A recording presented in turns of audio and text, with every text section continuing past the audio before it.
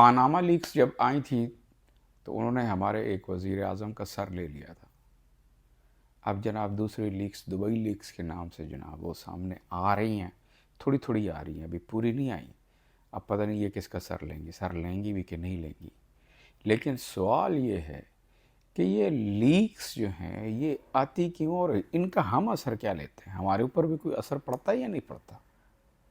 یا جو اشرافیہ ہیں ان کی یہ موسمی کہانیاں آتی ہیں سامنے اور اس کے بعد دب جاتی ہیں، نہ ان کو کوئی فرق پڑتا ہے نہ ہمیں کوئی فرق پڑتا ہے. وہ اپنا چپ کر کے پیسہ کما کے لوٹ لاٹ کے لے جاتے ہیں پاکستان سے. ایک ایک ارب ڈالر کے لیے 25-26 کروڑ لوگوں کا، زندہ انسانوں کا ملک دنیا کے سامنے بھیک مانگتا رہتا ہے. اور آپ کے ملک سے جناب 12-13-50 یہ اتنے ارب جناب ڈالر نکل جاتے ہیں، چپ کر کے نکل جاتے ہیں. آپ نے 25-26 کروڑ کے لیے 1 ارب کی بھیک مانگتے ہیں آپ، اور چند خاندانوں کی لوٹ مار جو ہے وہ اربوں ڈالر ہے. یعنی 10 یعنی 400-500 ہزار گنا زیادہ دولت جو آپ قرض مانگتے ہیں اس سے زیادہ دولت آپ کی یہ اشرافیہ لوٹ کے ملک سے باہر لے جاتے ہیں. تو آپ کی میری زندگی کہاں سنورنی ہے؟ آپ کی میری زندگی جو ہے وہ کیسے بدلے گی؟ اب وہ واڈا، کیا نام ہے ان کا، واڈا جو ہے، وہ کہہ رہے تھے یہ ملک کے خلاف سازش ہے. آپ ملک کا پیسہ لوٹ کے لے کے جا رہے ہیں باہر اور آپ کے خلاف سازش ہے. آپ ثابت کر دو آپ کی نہیں ہے، آپ کا نام آ رہا ہے. یہی کہانیاں تو اسی طرح کی پہلے کہانیاں جو ہیں وہ کلابازیاں تو نواز شریف بھی مارتے رہے، اس کا خاندان بھی مارتا رہا. لیکن بعد میں کیا ہوا جناب، وہ اب ہمارے خلاف آ گئیں. مطلب پہلے تو عوام کو بیوقوف بنائے رکھا کہ ہماری ہیں نہیں. اب یہ واڈا جیسے لوگ بھی بیوقوف بنائے رکھیں گے کہ ہماری تو ہے نہیں، یہ تو ملک کے خلاف سازش ہے. یار یہ کب تک کھیلیں گے ہم اس بہانے کے ساتھ؟ پیسہ لوٹا ہے، پیسہ لوٹ کے باہر لے کے گئے ہیں. نہیں لوٹا بھائی، آپ کی حلال کی کمائی ہے تو ثابت کر دو. ملک میں کوئی قانون تو ہے نا، اس قانون کے مطابق جواب دے دو، تم بھی خلاص ہم بھی خلاص. یا قانون ہی ختم کر دو، سیدھا سیدھا ایک قانون پاس کر دو اسمبلی سے کہ سرکار جو ان خاندانوں کے لوگ ہوں گے نا وہ جتنا مرضی پیسہ کمائیں، جدھر مرضی جائیدادیں لیں، ان کے اوپر کوئی قانون لاگو نہیں ہوتا.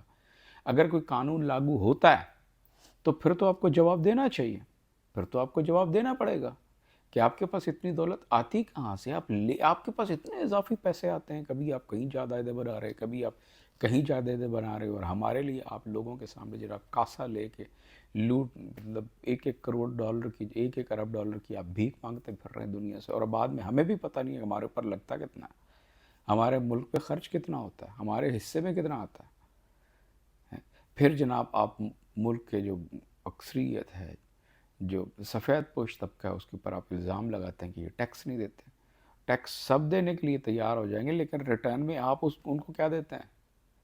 جو ملک ٹیکس لیتے ہیں اپنے عوام سے رٹرن میں دیتے ہیں، گارنٹی بھی دیتے ہیں کہ اس ٹیکس کی ہم حفاظت کریں گے، آپ کی دولت کسی اور شکل میں آپ کے اوپر لگائی جائے گی، آپ کی ویلفیئر کے اوپر لگائی جائے گی. تو یہ کہاں ہے وہ گارنٹی؟ نہ تو کوئی علاج معالجہ ہے، نہ کوئی تعلیم ہے، نہ کوئی مطلب آپ کیسے دیں گے وہ ٹیکس؟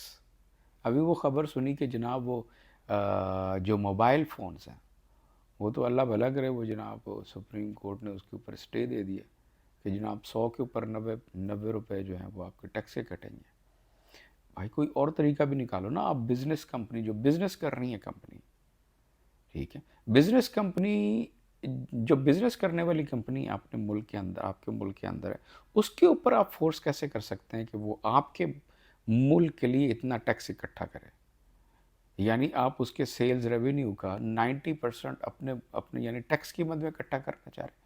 آپ ایک اور بزنس کا بیڑا غرق کرنے جا رہے ہیں. آپ مطلب کچھ تو سوچنے والی بات ہے نا. آپ نے ٹیکس اکٹھا کرنا، اس کا کوئی طریقہ ہونا چاہیے، لیکن سب سے پہلے تو ضمانت تو ہونا چاہیے ان لوگوں پہ، ان لوگوں کے لیے جو ٹیکس دیں گے، کہ ان کے ٹیکس کا پیسہ سے آپ دبئی لیکس نہیں بنے گی، کہیں پاناما لیکس نہیں بنے گی. تو کیا فیوچر ہے؟ مطلب اب یہ کہانی آ گئی ہے آپ کے ملک میں. ابھی کوئی کہتا ہے جی یہ آزاد کشمیر کی سازش ہے جناب، یہ ہے وہ ہے. کیا بیلیو کریں ہم؟ کدھر جائیں یار ہم؟ مطلب ہر کچھ سالوں کے بعد ایک لیکس آ جاتی ہیں. किसी की सेहत के ऊपर कोई फ़र्क नहीं पड़ता।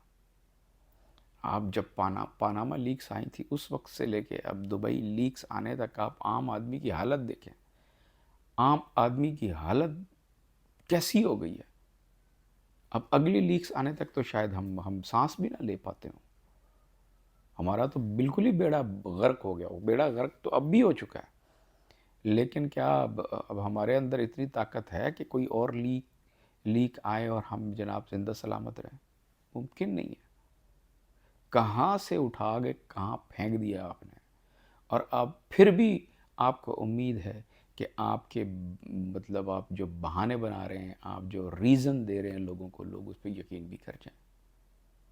यानी आपने आवाम को समझा क्या हुआ है? क्या समझा हुआ?